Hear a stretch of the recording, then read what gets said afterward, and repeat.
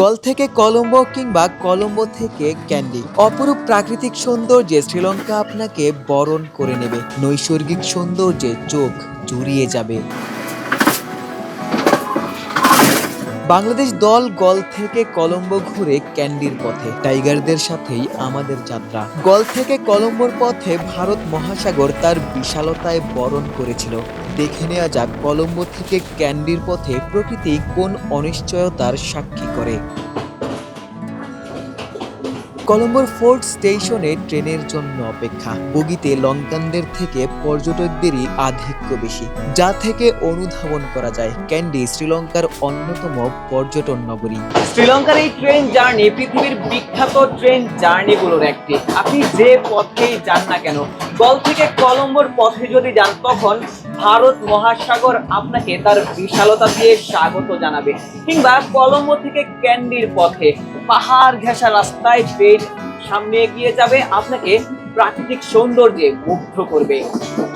Train চলতে শুরু করলেই কলম্বোর বিখ্যাত লোটাস টাওয়ার ক্রমেই ছোট হতে থাকে। অবাক বিস্ময়ে দৃষ্টিসীমা প্রকৃতিতে হারিয়ে যেতে চায়। কেউ কেউ ঝুঁকি নিয়ে প্রকৃতির মাঝে নিজেকে বিলিয়ে দিতে চায়।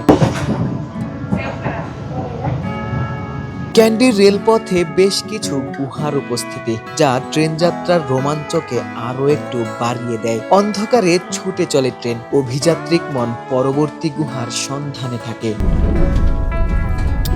রেল লাইনের দুপাশে বিস্তৃত সুবিশাল পাহাড় আপনাকে মনে করিয়ে দিবে স্রষ্টা কতটা অপরূপ সৌন্দর্যে পৃথিবীকে সৃষ্টি করেছেন। মনের অজান্তেই সৃষ্টিকর্তাকে ধন্যবাদ হয়তো দিতে চাইবেন।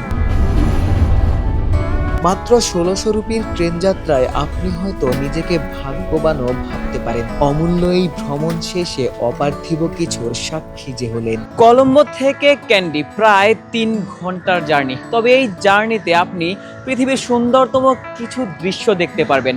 আমরা বেশ কিছু সুন্দর মুহূর্তও কিন্তু কলম্বো থেকে বয়ে এনেছিলাম। টাইগারদের কথা বলছি।